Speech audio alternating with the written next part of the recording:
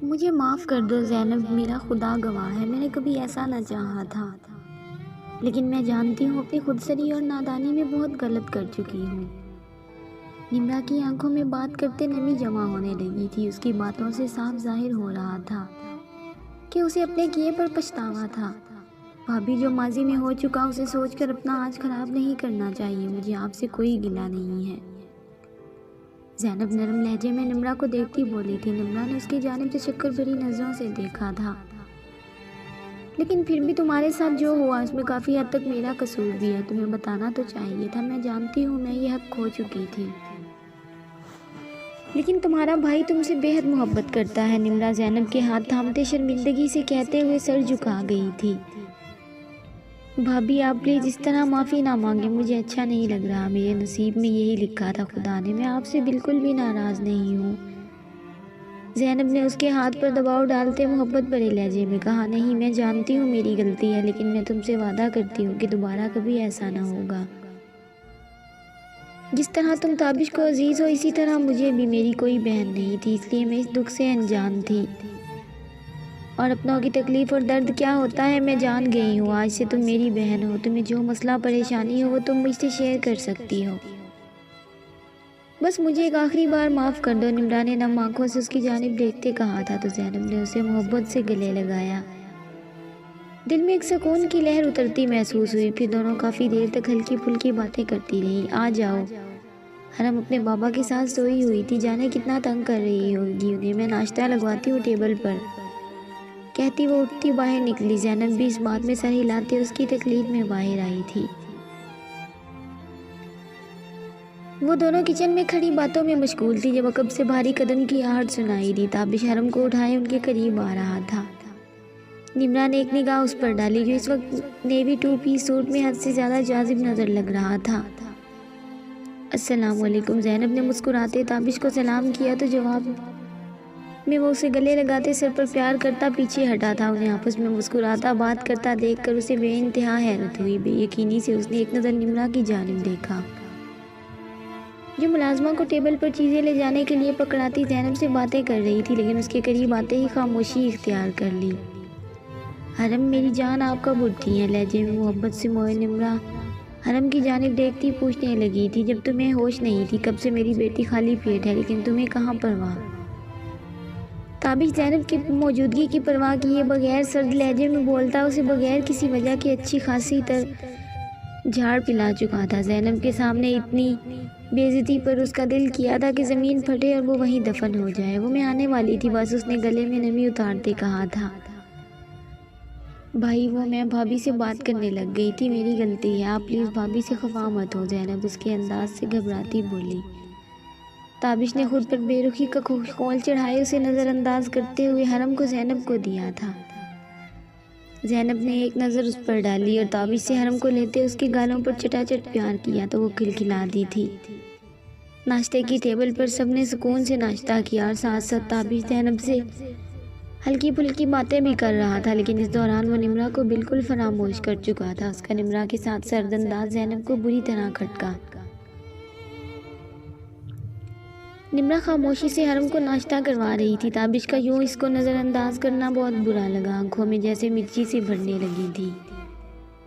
जब्त से आंखें मीचती वो खुद पर कड़े पहरे बिठाए खामोशी से हरम की जाने मुतवज्जे हो गई। उसे लगा था कि शायद सब कुछ ठीक हो गया है दोनों के दरमियान, लेकिन ताबिश के सर्द रवैये ने उसे इस काम ख्याली से ला बाहर पटका था। उसका दिल अचानक हर चीज़ से उठ गया था। चेहरा पल भर में लाल हुआ। ज़ैनब ने एक नज़र निम्रा के सुर्ख पड़ते चेहरे को देखा तो उसे शदीद अफसोस हुआ, कहीं उसकी वजह से उसके भाई का घर खराब ना हो जाए। ताबिश ने निपकन से हाथ साफ करते उठ के ज़ैनब के माथे पर लब रखी और हरम को प्यार करता ऑफिस के लिए निकल गया, जबकि पीछे निम्रा होंठ फेंकती जब्त के मारे उसे जाता देख रही थी। भाभी, भाई नाराज़ है आपसे। ज़ैनब ने हिम्मत करते उसकी जानिब देखते पूछ ही लिया था। निम्रा ने इस बात में सर हिलाते हुए अपनी धुंधली आंखों से चेहरा झुका लिया। तो आप मना लेना। ज़ैनब ने उसकी नम आंखें देखते उसे हल बताया था। बहुत बनाया, इतनी माफ़ियाँ मांगी, लेकिन नहीं सुन रहे बात। निम्रा आंसू बहाते बंधे हुए लहजे में बोली। आप परेशान ना हो, मैं आज उनसे बात करूँगी। ज़ैनब उसे तसल्ली देती बोली थी। नहीं ज़ैनब, तुम ऐसा कुछ नहीं करोगी प्लीज़, वरना उन्हें लगेगा कि मैं तुम्हें बताकर हमदर्दी समेट रही हूँ। पहले ही वो मुझसे बहुत खफा है। मैं मज़ीद उन्हें खुद से बदगुमान नहीं करना चाहती। मैं अपनी बदतमीज़ी और खुदसरी की वजह से आज इस मुकाम पर खड़ी हूँ कि अब मैं कदम उनकी जानिब बढ़ाना भी चाहूँ तो वो उसे भी मेरा धोखा या ड्रामा समझ के मुझे झटक देंगे। लेकिन मेरा यकीन करो ज़ैनब, मैं जान गई हूँ कि मैं गलत थी। मैंने उनसे इतनी बार माफ़ी मांगी। वो रूहान सी होती उसे अपने गुजरे शब व रोज़ की दास्तान सुनाने लगी थी। खुद को मुकम्मल तौर पर उनके लिए बदल लिया। उन्हें मेरा बाहर जाना नहीं पसंद था। मैं 1 महीने से घर से बाहर नहीं निकली। घर पर ध्यान देती हूँ, सारा वक्त उन्हें मनाने के तरीके सोचती रहती हूँ, लेकिन वो मुझसे बहुत नाला हो चुके हैं। उनकी ये बेद आतनाई अब मुझसे बर्दाश्त नहीं होती। ज़ैनब, वो कहती फूट फूट के रो रही। वो ताबिश की नाराज़गी से निढाल हो चुकी थी। उसकी बेतनाई से उससे नहीं सही जा रही थी। उसे ताबिश से बहुत मोहब्बत थी। पहले पहल तो वो सिर्फ उसे पसंदीदगी का अंसर समझती रही। असल समझ तो उसे तब आई जब उसकी नाराज़गी और उखड़ रवैया महसूस हुआ। उस बेरुखी का सोचते उसकी जान हवा होने लगती। लेकिन मुकाबिल भी भरा बैठा था। ज़ैनब ने उठकर उसके करीब जाते मोहब्बत से उसे अपने हिसार में लिया था। भाभी प्लीज़ ऐसे मत रोएं, सब ठीक हो जाएगा। ज़ैनब नहीं सहन होता उनका सरदंदाज मुझसे। एक कमरे में इतने करीब रहने के बावजूद वो मुझसे बात करने के रवादार नहीं। बात तो दूर, वो मुझे देखना तक गवारा नहीं करते। उनकी यही दूरी मुझे मज़ीद तकलीफ़ से दो चार करती है। मुतज़ाद उनकी बातें तंज के तीर बरसाती हैं, मेरा सीना छलनी कर देती हैं, जो मेरी रूह को घायल करके रख देती हैं। मैं थक गई हूँ ज़ैनब। आज मुझे समझ आई है कि ये मोहब्बत सच में जान का रोग होती है। जिसको लग जाए उसको अधमुआ कर देती है। तुम्हारे भाई की मोहब्बत ने मुझे निढाल करके रख दिया है। वो कहती ज़ैनब की भी आंखें नम कर गई थी। मेरा दिलो दिमाग एक अजीब जंग में जकड़ा हुआ है। अजीब वसवसे मेरे वजूद से चिमट रहे हैं। कभी मुझे लगने लगता है कि कहीं वो मुझसे खफा होकर बात छोड़ देंगे, और कभी अपनी ही बात की नफ़ी करती हूँ। मैं पागल होने को हूँ। सब सोचते सोचते वो अपने बालों को जकड़ती रोने लगी थी, अपनी बेबसी बताते हुए। इस वक्त वो खुद अज़ियती की इंतहा पर थी और थोड़ी बहुत बदगुमान भी। भाभी प्लीज़ खुद को तकलीफ़ ना दें, आप हिम्मत रखें, सब ठीक हो जाएगा। आप इस तरह हिम्मत नहीं हार सकती, वो मान जाएंगे।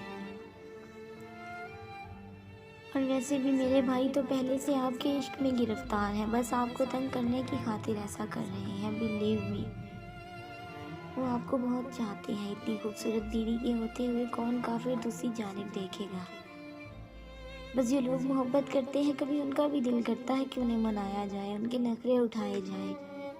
और अब आप देखना, मैं आज ऐसा तैयार करूँगी आपको कि भाई अपनी नाराज़गी भूल कर घुटनों के बल बैठकर आपके सामने मोहब्बत का एतराफ़ करेंगे। ज़ैनब आँख मारती उसे जीतने पर मजबूर कर गई थी। निम्रा शर्म व हया से लाल होने लगी। उठे, आप मेरे साथ चलें। उसे ज़बरदस्ती साथ लेती उसके कमरे में चली गई थी। मुलाजमा को हरम का ख्याल रखने का कहती वो उसके रूम में जाती, कबर्ड खोलते हुए उसकी हैंग हुए ड्रेस देखने लगी। निम्रा खामोशी से बेड पर बैठी उसकी हरकत मुलाहिजा कर रही थी। कुछ ही देर में ज़ैनब रेड लॉन्ग घेरदार फ्रॉक हाथों में लिए उसके करीब आई। आज आप ये पहनेगी। रेड कलर भाई का फेवरेट है। वो आंखों में सताइश लिए फ्रॉक को देख रही थी, लेकिन निम्रा के गले में उसके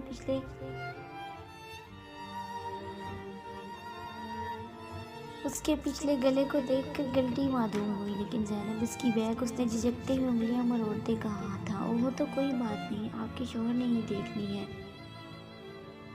ज़ैनब ने दांतों में लबदबाते ड्रेस की बैग देखी, जो गोल्डन डोरियों से बंधी होने के बावजूद उसके गले की गहराई को छुपाने से कासिर थी। सबसे पहले हम रूम डिकोर करेंगे और फिर आपको रेडी। ज़ैनब ने मुलाजमा को बुलाया और फिर एक लंबी लिस्ट बना के उसे गेट कीपर को लाने का कहा था। निम्रा इस दौरान तजब्जुब का शिकार होती कांपते दिल से उसकी सारी कार्रवाई देख रही थी। निम्रा जब तक फ्रेश होकर आई, ज़ैनब मुलाजमा के साथ मिलकर सारा कमरा सजा चुकी थी। एक पल के लिए तो निम्रा साकित रह गई थी रूम को देखकर, जो बहुत खूबसूरती से सजाया गया था। और फिर निम्रा की मज़ाहमत को बगैर किसी खातिर में लाए उसने उसे ड्रेसिंग के सामने बिठा के तैयार किया। परफेक्ट बस आज तो आप गई, भाई तो आपको देखते ही फिदा हो जाएंगे। ज़ैनब उसको छेड़ती लरजने पर मजबूर कर गई थी। उसने एक नज़र आईने में खुद को देखा और शर्म से गाल मजीद सुर्ख होने लगे। अच्छा मैं अब चलती हूँ, भाई के आने का वक्त होने वाला है। अच्छा सा वेलकम करिएगा और डरना नहीं, हरम को मैं अपने पास सुला लूँगी। वो उसके गाल पर प्यार करती बाहर निकल गई थी। पीछे निम्रा बेड पर बैठी अपनी उंगलियां चटकाने लगी। वो कैसे उससे बात करेगी और जाने वो क्या कहेगा उसे देखकर। ये सोचते हुए उसका दिल तेजी से धड़कने लगा था। दिमाग मजीद सोचों और वसवसों में घिरा पड़ा था। ताबिश रात के 9 बजे घर में दाखिल हुआ, लेकिन घर में छाया गैर मामूली सन्नाटा देखकर वो ठिठका था। मुलाजमा को आवाज़ें देता वो वहीं खड़ा हो गया। सब कहाँ है, इतनी खामोशी क्यों है? माथे पर तेवरी चढ़ाए वो इस्तफसार करने लगा था। मुलाजमा रटी रटाई पट्टी पर अमल करते अटकती बोली, साहिब जी सब सो चुके हैं। ज़ैनब बीबी को नींद आ गई थी, वो तो जल्दी सो गई।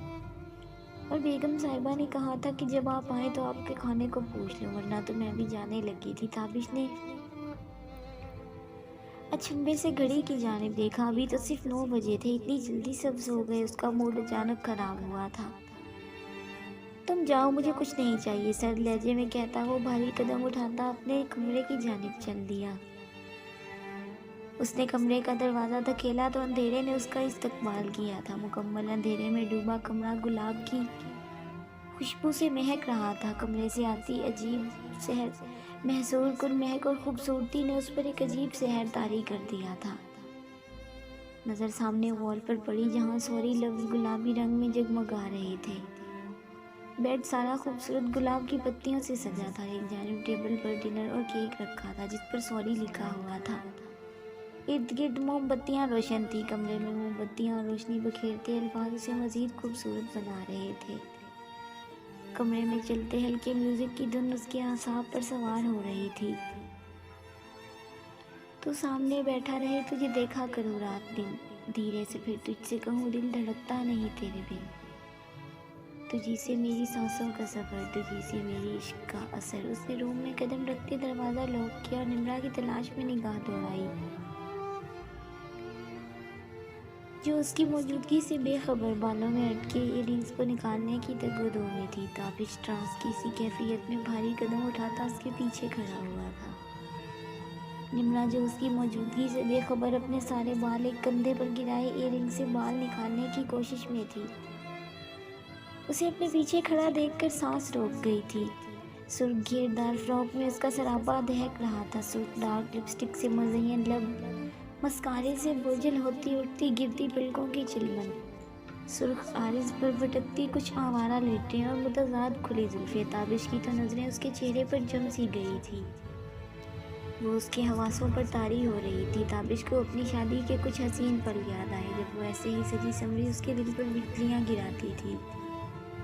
उसकी जिसारतों पर शर्माकर उसके सीने में छुप जाती। इस वक्त वो उसे मुकम्मल तौर पर अपनी ही लग रही थी। आप कब आए? अटकते उसने मुश्किल से पूछा था और शर्म के मारे रुखसार तब उठे थे, क्योंकि पीछे के गले को डोरियां बंद करने के बावजूद उसमें से उसका दोधिया सरापा वाज़ेह हो रहा था, जो मुकाबिल को बहकाने के लिए काफ़ी था। ताबिश को उसका कहा गया एक एक लफ्ज़ याद आने लगा, उसकी बदतमीजियाँ, उसको इग्नोर करना। पल में वो सख्त हुआ था। इससे पहले कि वो पीछे होती, ताबिश ने उसके शानों से थाम के उसका रुख अपनी जानिब किया और उस पर झुकते हुए उसके बाल आज़ाद किए थे और उसकी कमर में बाजू हाइल करते, उसको करीब करते, उसके कान की लौ पर लब रखे। निम्रा ने उसके इतने करीब होने पर अपनी सुर्ख सफ़ेद हाथ उसके चौड़े सीने पर रखे थे। ताबिश की लो देती निगाहें उसके जालीदार बाजू से झांकती रंगत पर ठहर गई थी। मैं तेरी राह देखूंगी, तुम भी कुछ ऐसा करना। नहीं आए कोई दूरी, तुम भी कुछ ऐसा करना। मैं तेरा साथ ना छोड़ूं, तुम भी कुछ ऐसा करना। गाने के बोल मुतज़ाद, उसका सरापा, लेकिन मुकाबिल खुद पर काबू पाता चेहरे पर तंजिया मुस्कुराहट लिए उसको जलाने की खातिर बोला था, इस सब को मैं क्या समझूं? ये कौन सा इशारा है जब मुझे अपने हुस्न से भटकाना चाह रही है? उसके कान में अपने सख्त लहजे में सरगोशी करता पल में निम्रा की तमाम खुश फहमियों का गला घोंटता उससे दूर हुआ था। मुझे मात देने की कोशिश में हो मिसिस, लेकिन ताबिश मलिक कोई आम इंसान नहीं है, खुद पर जब्त करना जानता है। उसकी आंखों में अपनी सुर्ख आंखें गाड़ता, उसे खुद से दूर धकेलता, भारी कदम उठाता हुआ सोफे पर जाकर बैठ गया था और अपने पाँव जूतों से आज़ाद करने लगा। निम्रा उसकी बेरुखी देखकर अपने आंसू अंदर उतारने लगी थी। निम्रा हिम्मत करती उसके करीब जाकर उसकी गोद में बैठती, उसकी गर्दन में बाजू हमाइल करते हुए उसके सीने पर सर रख गई थी। ताबिश चाहते हुए भी उसे खुद से पीछे नहीं झटक पाया था। उसका इस्तेहकाक भरा अंदाज उसका दिल धड़का गया था। मुझे है तेरी हर घड़ी फिक्र कि कहीं ये तेरा मन गया जो भर, न जाने तुम्हें कब लगी खबर, मैं कब की हूँ मर मिटी तुम पर। गाने के बोल बोलती वो झुककर ताबिश के दिल के मकाम पर लब रख गई थी, उसके सीने पर सर रखती सी सकने लगी थी। उसे अभी भी यही खौफ था कि कहीं वो दोबारा ना उसे झटक दे। उसका लरसता सरापा बैग से वाज़ेह होती दोधिया रंगत उसे बहका रही थी। तुझी से मेरी सांसों का सफ़र, तुझी से मेरे इश्क का सफ़र, न जाने तुझे कब लगी खबर, मैं कब की हूँ मर मिटी तुम पर। ताबिश ने झुककर उसके कंधे पर लब रखे थे।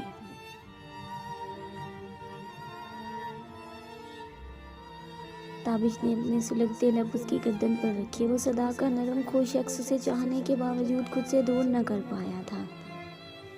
अपनी सारी नाराज़गी बेरुखी को वो भाड़ में फेंकता, उसके घने बालों में चेहरा छुपाए उसे सिमटने पर मजबूर कर रहा था। अपनी गर्दन पर उसके सिरकते लबों का लम्स पाते वो उसकी बेबाक हरकत पर लरसने लगी थी। गाने के बोल उसके दिल की तर्जुमानी कर रहे थे। मुझे माफ़ कर दे ताबिश, मैं जानती हूँ मैं अपनी कम अक्ली और अना के बायस आपका दिल बहुत बुरी तरह से दुखा चुकी हूँ, लेकिन प्लीज़ एक बार मुझे माफ़ कर दें। मैं कभी आपको शिकायत का मौका नहीं दूंगी। निम्रा उसकी बढ़ती जसारतों से सुर्ख होती उसका चेहरा हाथों में लेते हुए आंखों में नमी लिए इल्तिजा करने लगी थी। ये जाने बगैर कि मुकाबिल को होश कहाँ था, कहाँ की नाराज़गी, कौन सी नाराज़गी। वो तो उसका होश रुबा हुस्न देख के ही होश गंवा बैठा था। ताबिश ने उसके गुलाबी गालों पर मेहर शब्द की थी, उसकी कमर पर गिरफ्त सख्त करके उसे मजीद खुद के करीब किया था। उसके चेहरे को अपनी नज़रों के हिसार में लिए खुमार आलूद लहजे में बोला, इस तरह मनाओगी तो कौन काफिर नहीं मानेगा। उसकी बेबाक निगाहें निम्रा को आंखें झुकाने पर मजबूर कर दी थी। ताबिश की सांसों की तपश अपने चेहरे पर महसूस करती वो उसकी निगाहों की ताब ना लाते हुए उठने लगी थी। जारी है दोस्तों, उम्मीद है आपको वीडियो पसंद आएगी। अगर वीडियो अच्छी लगे तो इसे लाइक और अपने दोस्तों के साथ शेयर लाजमी करें। और अगर आप मेरे चैनल पर नए हैं तो चैनल को सब्सक्राइब करें और साथ में लगे घंटी के बटन को ज़रूर दबाएं, ताकि हर नई वीडियो का नोटिफिकेशन आप दोस्तों तक सबसे पहले पहुंच सके। मिलते हैं नेक्स्ट एपिसोड में, तब तक के लिए अपना ख्याल रखें और दुआओं में याद रखें। अल्लाह हाफिज़।